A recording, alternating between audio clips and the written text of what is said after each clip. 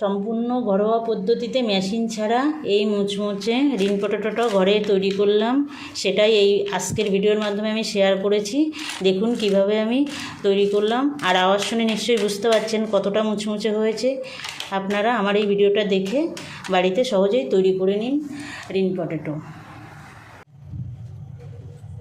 নমস্কার বন্ধুরা, জেবি কিচেনে সবাইকে স্বাগত। আশা করি সবাই ভালো আছেন।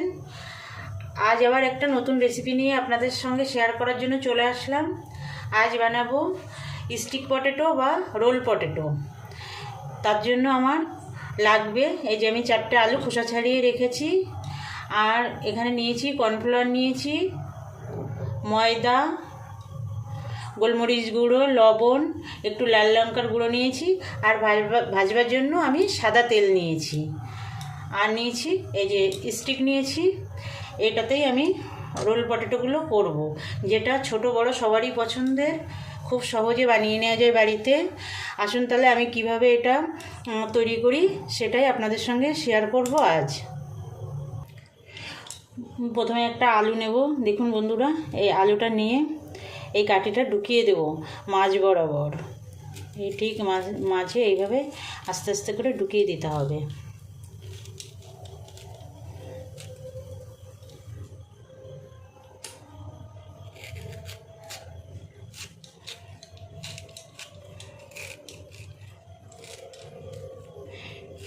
এই যে ঢুকিয়ে দিয়েছি।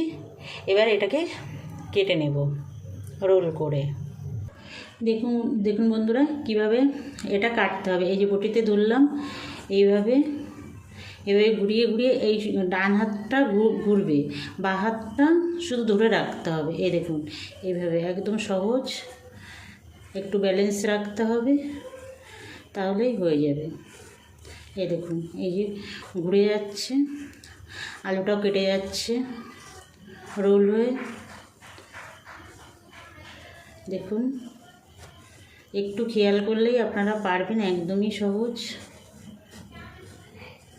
কোনো কঠিন কাজ না।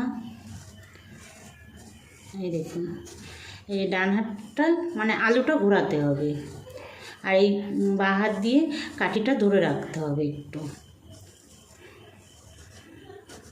এই দেখুন এইভাবে ঘুরিয়ে ঘুরিয়ে কাটতে হবে।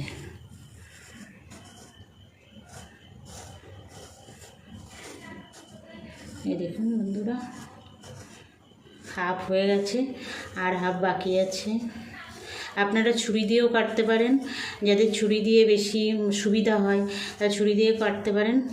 আমার বটিতেই ভালো হয়, সেই জন্য আমি বটি নিয়েছি। দেখুন এই একইভাবেই কাটতে হবে, ছুরি দিয়ে কাটেন আর বটি দিয়ে কাটেন, একইভাবেই কাটতে হবে। আগে কাঠিটা ঢুকিয়ে নিতে হবে। দেখুন কথা বলতে বলতে প্রায় আমার হয়ে গেল। অনেক বড় আলু, সেই জন্য কাটতে দেরি হচ্ছে।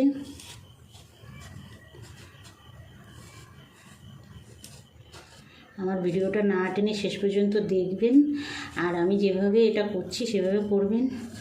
আশা করি আপনাদের খুব ভালো লাগবে।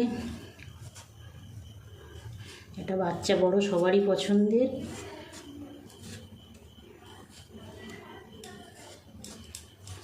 আর অল্প বাকি আছে।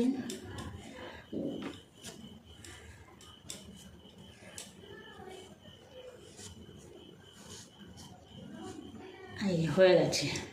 এবার আমি দেখিয়ে দিচ্ছি, এরকম আস্তে আস্তে টেনে এটাকে ফাঁকা করে নিতে হবে, রিংটা করে নিতে হবে। দেখুন কত সুন্দর হয়েছে বন্ধুরা, একদম সহজেই বানিয়ে নেওয়া যায়।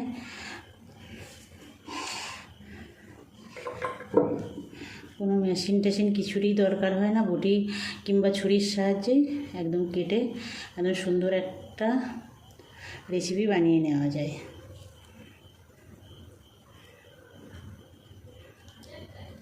এই দেখুন বন্ধুরা কত সুন্দর হয়েছে। দেখুন সবগুলো আমি এইভাবে কেটে নেব। দেখুন এই দেখুন বন্ধুরা, আরও একটা রিং পটেটো কেটে নিলাম। এই যে আবার টেনে একটু লম্বা করে দেব। একদম সহজেই রিং পটেটোটা আপনারা বাড়িতে বানিয়ে নিতে পারেন। আমি যেভাবে তৈরি করছি দেখে সেভাবেই করবেন। দেখুন বন্ধুরা কত সুন্দর হয়েছে, একদম রিংটা খুব সুন্দর হয়েছে রিং পটেটোটা। এইভাবে বানিয়ে নেবেন। দেখুন বন্ধুরা সবকটা রিং আমি বানিয়ে নিয়েছি। এবার আমি ব্যাটারটা বানিয়ে নেব। এটা সরিয়ে রেখে আমি এবার ব্যাটার বানাবো।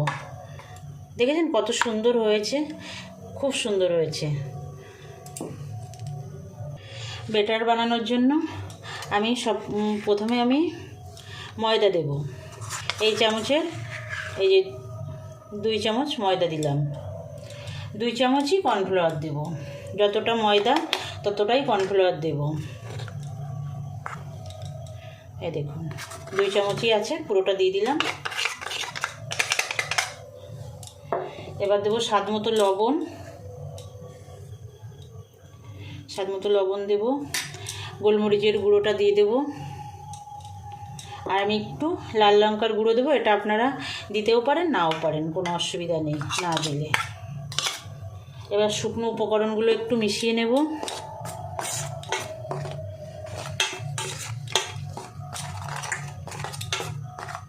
এবার অল্প অল্প করে জল দিয়ে একটা মিডিয়াম একটা ব্যাটার বানাবো। বেশি ঘনও না বেশি পাতলাও না।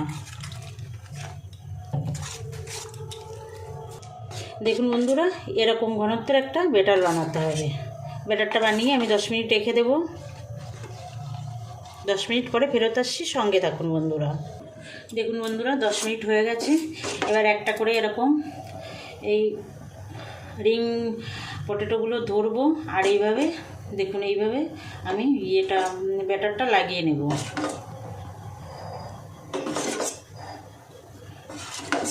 সবগুলোতে আমি লাগিয়ে নেব। দেখুন এইভাবে পুরো ব্যাটারটা লাগিয়ে নিতে হবে। এক সাইড দিয়ে দিলেই পুরোটাই লেগে যাবে, যেহেতু এটা রিং রিং করে কাটা আছে তো যার জন্য কোনো অসুবিধা হবে না। এইভাবে দিলেই লেগে যাবে। এই যে হয়ে গেল।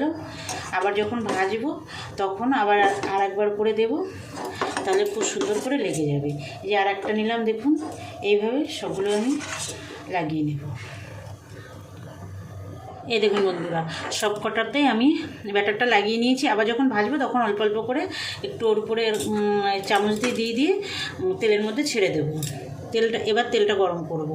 উনুনে একটা ফ্রাই প্যান দিয়ে দিয়েছি। এবার আমি খানিকটা তেল দিয়ে দেব। দেখুন একটু ডিপ ফ্রাই করবো, সেই জন্য আমি বেশি করে খানিকটা তেল দিয়ে দিলাম। তেলটা গরম হওয়া পর্যন্ত অপেক্ষা করব, তারপরে পটেটোগুলো ছাড়বো। দেখুন বন্ধুরা তেলটা একদম পুরো গরম হয়ে গেছে। এবার আমি আঁচটা কিন্তু আমি লোতে দিয়ে নিলাম, দিয়ে এবার পটেটোটা ছাড়বো। দেখুন এভাবে আমি আরেকটু ব্যাটার লাগিয়ে নিয়েছি। এভাবে ছেড়ে দেবো। আরও একটা দেবো, দুটো করে ভাজবো একবারে। একটু ব্যাটার লাগিয়ে নিই। সব তো ঝরে গেছে, যার জন্য কড়াইতে দেওয়ার আগে একবার একটু লাগিয়ে নিতে হবে।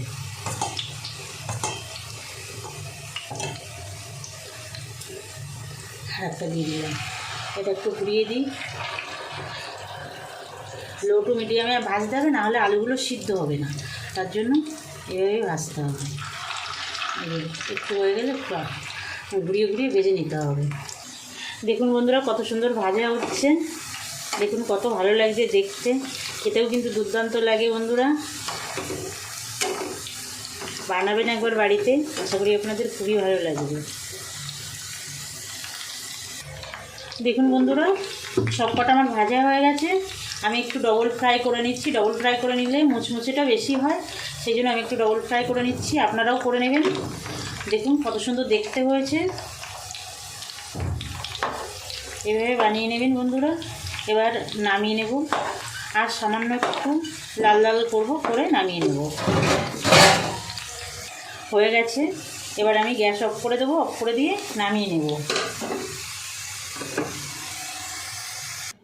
এই দেখুন বন্ধুরা রেডি হয়ে গেছে রিং পটেটো। আমার ব্যাটার অনেকটা ছিল, তার জন্য আমি আরও দুটো আলু দিয়ে করে নিয়েছি। দেখুন কতগুলো হয়েছে। আপনারা বানাবেন বাড়িতে, আপনাদেরও খুবই ভালো লাগবে। আপনাদের বানানোর অনুরোধ জানিয়ে আজকের ভিডিওটা এখানে শেষ করছি। আবার দেখা হচ্ছে নতুন কোনো অন্য ভিডিওয়। নমস্কার।